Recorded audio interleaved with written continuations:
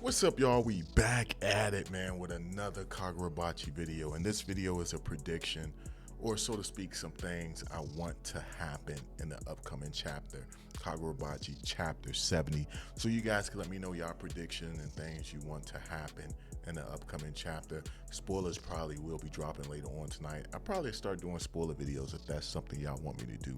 Let me know in the comment section below. But one thing off the rip, I want Iori to go ham in this chapter. I want her to start taking out all these swordsmen that are on the rooftop with them, trying to prevent the key from being used to to erase her memories. I want her to do some crazy stuff where you got characters such as your boy Kaguri, who's looking from afar as he, facing off against Ro, the ninja. I want both of them characters to look over like, yo, damn, this is Samura's daughter.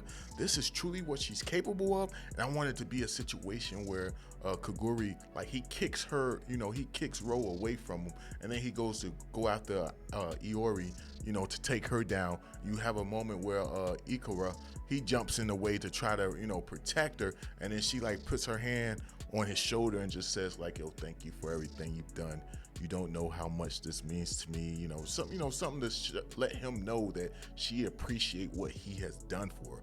And then she walks past and says like, yo, this is my path, this is my curse to bear, stay out of this, I don't want no harm to come to you.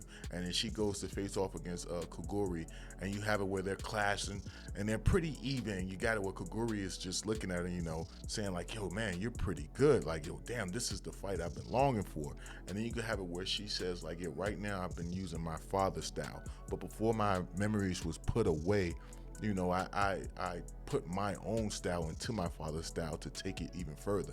And you have it where she opened her eyes. You have it where this whole time, the whole chapter, she was fighting with her eyes closed, using the same style that her father used because he's a blind swordsman. But you have it once she opened her eyes, she combines her father's style with her own style, and with her being able to see, it would take her her swordsman techniques just a bit further. And you can have it where she starts clashing swords with Kaguri again, and she's actually pushing him back, putting him at bay. And you can have it where he's just like, yo, this is what I long for, because he seems like the type of person who really just cares more so about the thrill of the battle as opposed to actually achieving his objective. It seemed like his objective was always in the way of him having fun, but you could have it where in this moment he's enjoying himself. And you could have it where he even says it like, yo, your swordsmanship skills are even better than me. I'm on the verge of facing death going up against you. Then you can have it where he's having the time of his life. I would love to see something go down like that in chapter 70, and we might get it. And you can have it where you can have the other ninjas, Ro and the other two, as they like taking down the rest of the remaining henchmen, as well as protecting, Ikura. You can have it where they're looking and they're proud. They're proud of her, of how good her skills, her swordsmanship skills actually are. And while they're looking at her while being proud, at the same time they're thinking about the person they were supposed to protect in the beginning, which was Samura. I just think that would be an epic moment for her character, for all those characters, and just to showcase how talented she was before her memories got erased. Pretty much I do want it to also show a little bit of Chihiro as he faces off against Hiko downstairs. You can have it where them two are just having the time of their life, and it's where they're pretty much evenly matched, because I don't want Hiko to be taken out in this arc, because the more we get of him in the story, the more and more I'm liking him as a villain. I will say I probably am liking him a little more than Sojo right now. Don't get me wrong, Sojo, he paved the way in this series. But yo, Hiko, he's just ruthless on a whole nother level. Maybe it's the fact that he's constantly evolving each time we see him, just like our main character Chihiro. Hiko is doing the same thing. Each time we see him, he's learning a different skill, he's using a different fighting style, and he's constantly growing. So I would say I'm probably liking him just a bit more. And you can have it where these two are engaged in battle. Then you can have it where Todo, she's witnessing them and she's saying like, yo, I don't want to get in the way of Hiko and his fun, so I'm gonna go to the roof and help out. And then you can have it with Kaguri, he's on the verge of losing to Iori, you know, because of her swordsmanship skill. And you can have it where Todo jumps in the battle, and it's a 2-on-1 battle. And you can see that Todo is actually revealing her sorcery ability, where it's some type of mind control on those who meet the conditions for her ability to activate.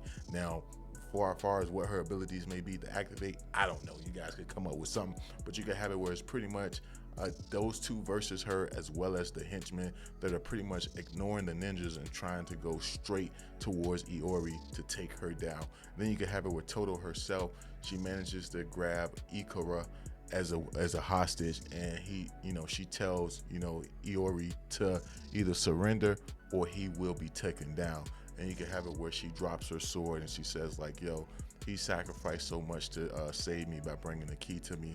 I won't let him lose his life in vain. And you can have it where she gives herself up to the Hisoka group, and they actually leave, and then they go on their plans to try to blackmail Samura. Now, they're not going to try to kill her, at least not right now, because they want to use her as a hostage to get Samura to do whatever they want. And not only that, they still need Samura to take down the other sword bearers. So I feel like that would be a very fitting way to end the chapter, with them leaving with her.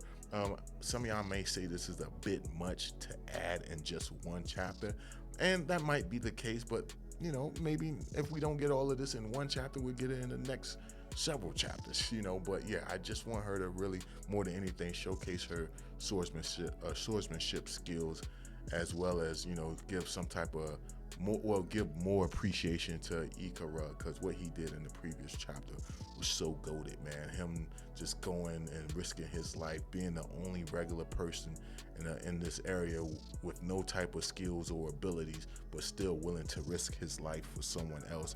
I just think that was very noble, and I feel like a lot of people in general may overlook that fact, or overlook that in general when it comes to chapter 69. So in chapter 70, yeah, I just want her to pay some type of respect or give homage to him, or whatever the case may be, as well as the other ninjas, if they could say something. I mean, we know Chihiro himself acknowledged Ikura in the previous chapter, but I just want the other people to do as well. Maybe even have the Soka group members say something. Maybe Todo or Kaguri, somebody say something like, yo, I can't believe this guy made it this far. He's just a normal human. You know what I'm saying? Maybe because he gives me vibes of Kenta, and I really like Kenta from Dawn to Dawn. That might be the case. I don't know. But you guys can let me know your thoughts down below if y'all like my predictions or my wants for the upcoming chapter. And let me know some of y'all's down below. If you like the video, thumb it up. Please subscribe.